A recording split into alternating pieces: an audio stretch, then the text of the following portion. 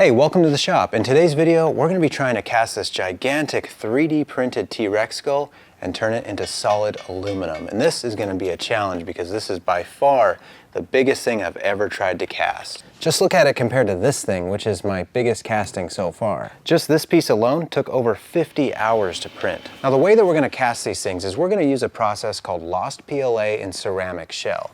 And how that works is we're going to coat these 3D prints in liquid ceramic and build up a thick shell.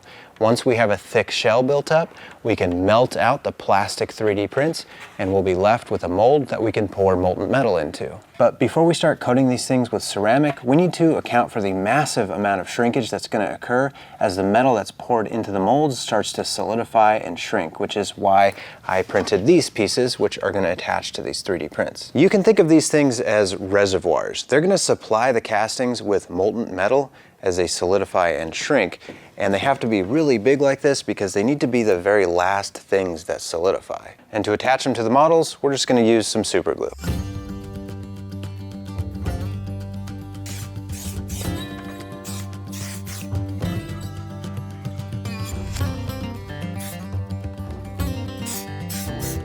I'm also adding a brace to the jaw. It'll help keep it from flexing as it's being coated, and it'll also give us something to hold on to. I'm using a UV light to show you the spots where I added a little bit of wax to smooth out some of the rough areas on the model. These 3D prints don't always come out the cleanest, so just a little bit of wax takes care of that. And you can also see where I glued the jaw together. This jaw was too big for the 3D printer that I used, so I had to print it in 3 pieces and glue it together. Here's the ceramic shell we're going to use. This stuff is called suspended slurry. I've used it many times before and it works really well. Now the tricky part about this is getting this stuff onto the 3D models. They're so big that I can't stick them in the bucket, so we're going to have to get creative with how we apply this stuff.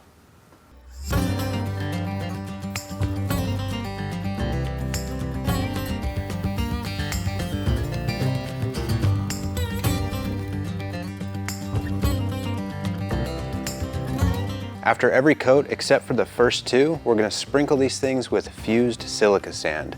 This adds strength, but it also helps bulk up the shells a little bit. Each coat added a little over a pound to these pieces, so 10 coats later, this thing was almost 12 pounds, which makes it really awkward.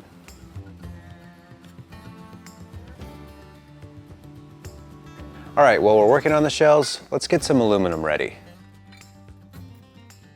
For these castings, we're going to be using aluminum from car rims because they're made of really good aluminum for casting. The only downside of using car rims is that they're really hard to cut up, so we're going to have to break out the 4th state of matter cutter, and that should make really quick work of these things.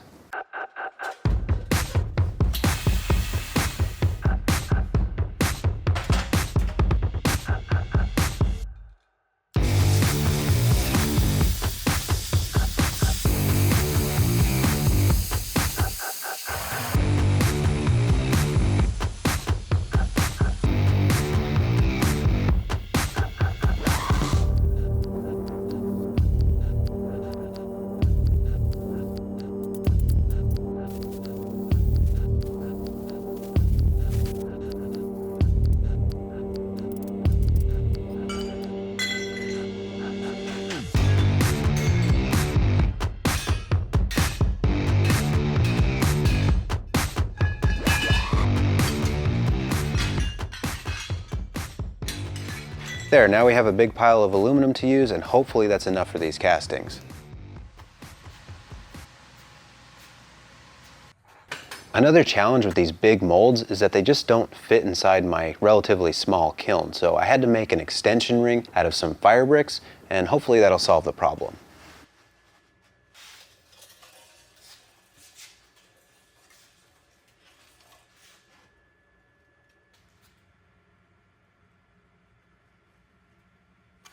It's been about 2 weeks since we started dipping these shells, and now they have 10 layers on them, so we can start moving on to something a little bit more fun. The next step is to get rid of these handles and start melting away as much plastic as we possibly can before we put these things in the kiln.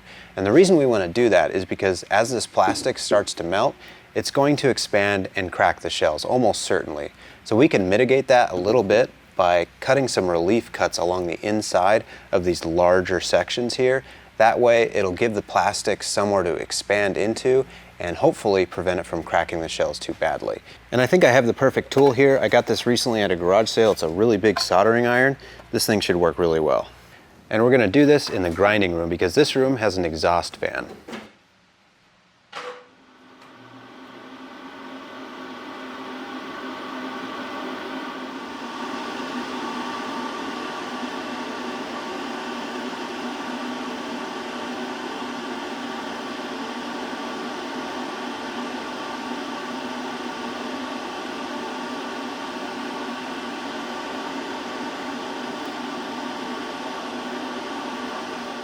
Here's what they look like after removing some of the plastic.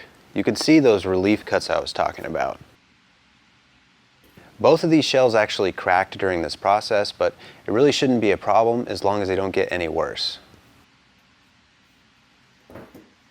Alright, it's finally time to melt out the plastic. We're going to heat up the kiln until the 3D prints start to melt out of the shells. I find that 650 degrees Fahrenheit is a good temperature. It's hot enough that the plastic becomes very liquid and flows out of the molds easily, but it's not so hot that the smoke ignites as soon as we open up the kiln. And I've had that happen before, and that's no fun. And I didn't mention it earlier, but the plastic we're using here is called PLA. And the reason we use this stuff is because it burns away almost without leaving a trace. There will be a very tiny bit of ash left behind, but we can just blow that out with an air compressor. Alright, we got most of the plastic out of there. Now we can crank up the temperature to completely burn away any remaining plastic and turn the shells into ceramic. We'll leave it in there and let it heat up to about 1500 degrees Fahrenheit.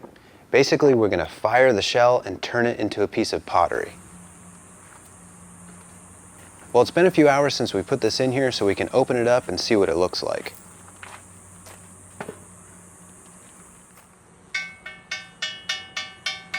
That nice ring that we can hear means that the shell actually did not crack. It's in one piece, which is really amazing.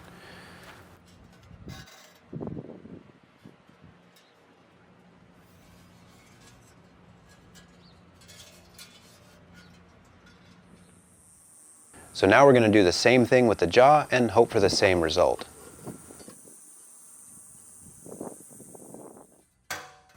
Well, I'm absolutely shocked, but neither one of these pieces cracked. I would have bet money that they would crack, but I'm happy to be wrong.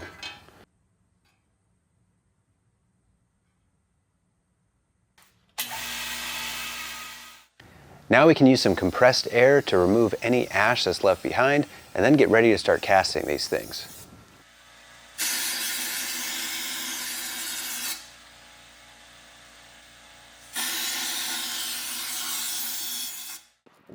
Now that they're nice and clean, we can place them back into the kiln and warm them up a little bit. That way they're not super cold when we pour in the liquid metal. I'm not sure if this is absolutely necessary when casting with aluminum, but it really can't hurt.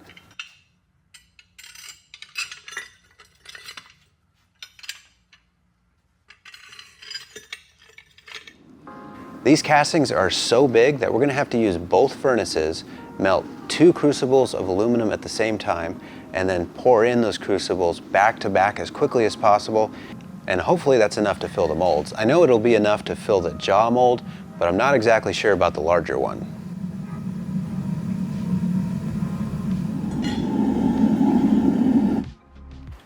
Sometimes when I add metal to a crucible, I'll just turn off the gas, and that makes it a little bit easier. It's not quite as hot as I'm feeding metal into the crucible.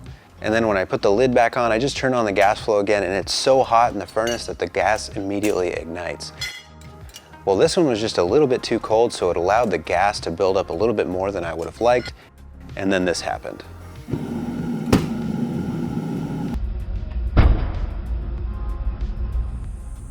I decided to cast these things at night inside the shop because I thought it would be a little bit cooler in here. It was 115 today. It turned out that actually having both of these furnaces going inside the shop made it pretty miserable. Even with the large shop door open, these things put out so much heat that my cameras were overheating. It was really horrible inside the shop. All right, here's the moment of truth. Hopefully, we have enough metal to fill this mold.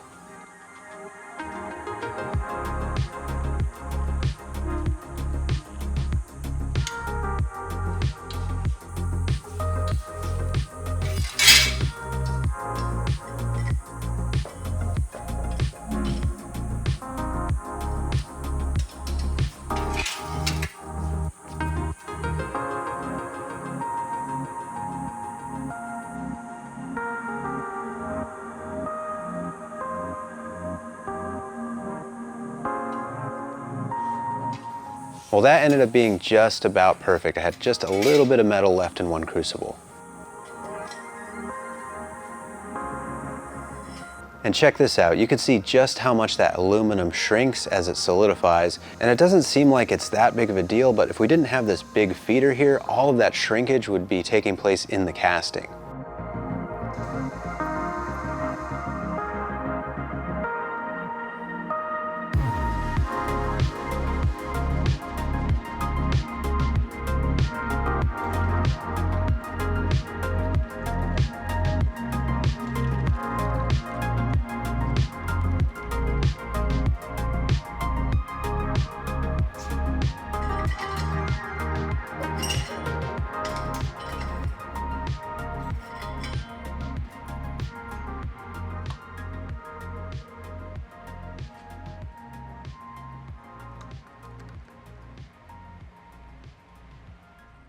Check out how much these shells crack as they cool. I'm not really sure why this happens. Maybe it's because as the castings cool down, they contract and just break the shell apart as that's happening, but I'm not really sure. All right, let's break these things open and see how well we did.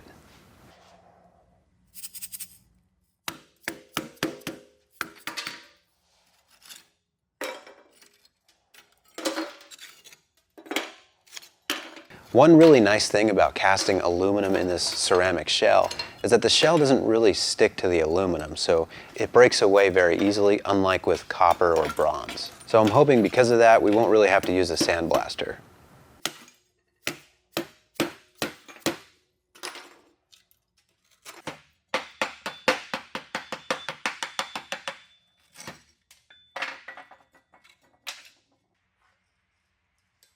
These things look absolutely incredible. They actually look way better than I had hoped, but it's really difficult to get rid of the shell that's on the inside, so let's get rid of it the easy way and break out the pressure washer.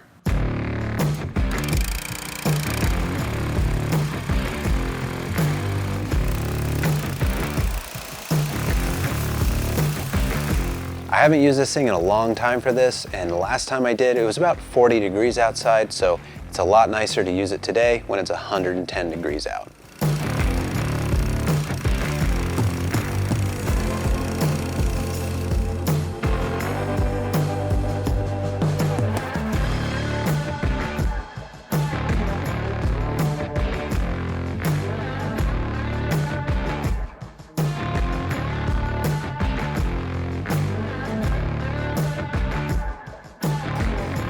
All right, let's cut these things off. In this workshop, I have a whole bunch of fancy ways of cutting metal, but I think for this, I'm just gonna use a hacksaw.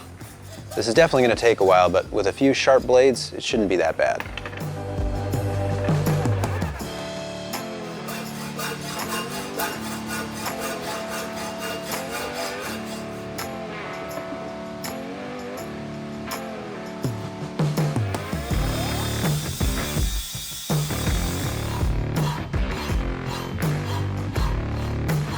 All right, so we removed the sprues, and now we need to figure out how we're gonna attach the jaw. So you'll notice that there are these pieces here, and this is from the original 3D print. The reason these are here is because obviously this is supposed to be plastic, so you can just bend the plastic model and it'll spring into these holes here, and that holds the jaw just fine. But I chose to leave these on here because I figured we could just start grinding away material until we can flex this enough for them to pop in. At least that's my plan. We'll see what happens.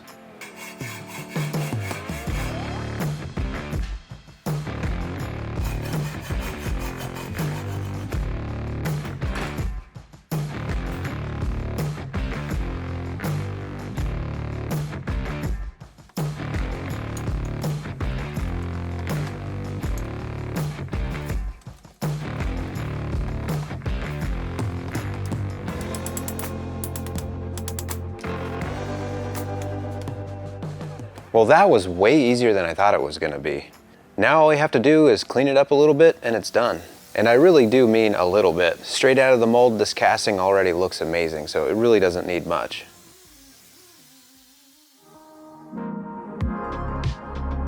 All right, here it is. This project went way easier than I thought it would. Every once in a while, a project actually works out that way. Usually it's the other way around. The final weight of the casting is 14 pounds, 2 ounces, or 6.4 kilograms. And the overall weight with all the sprues, so everything that we poured into the molds, weighs 25 pounds, 13 ounces, or 11.7 kilograms. That is quite a lot. You might be wondering why I chose this particular model and not one that's more anatomically correct. Well, the simple answer is that this model was just available at the time of printing this, and it was actually 4 years ago that I printed this thing. And it's also optimized for 3D printing, which makes printing something large like this piece here, which I told you took 50 hours to print, it just makes it a lot more reliable to print something that's optimized for it, rather than having to deal with potential failures 40 hours into a 50-hour print. However, I did alter the original model to optimize it for casting. This skull here is actually one of my very first metal castings, and I cast it using an experimental technique that really didn't work out. It's not a bad result, but it pretty much failed. But the reason I'm showing you this is because I wanted to show you how I altered the original 3D model and made it a lot better for metal casting. Really what I did is I just removed as much mass in the model as I possibly could, because when it comes to metal casting, you really want your part to be as thin as possible. So if you decide to cast one of these things, and there's a bunch of different ways that you can do it, you don't have to do it the way we did it here today. I highly recommend using the model that I'll make available for you. It's just a much better model for metal casting. All right, well that's gonna do it for this video. Thanks for watching, and if you liked it, please don't forget to give it a thumbs up. It really does help it out. Also, I wanna thank all of my Patreon supporters for their continued support. You guys are awesome and really do help keep this channel alive, so thank you. And if you want to become a Patreon member, then you'll gain access to some of the behind the scenes things that I do in the shop, as well as all my 3D printing files. Well, thanks for watching, and I'll see you guys in the next one.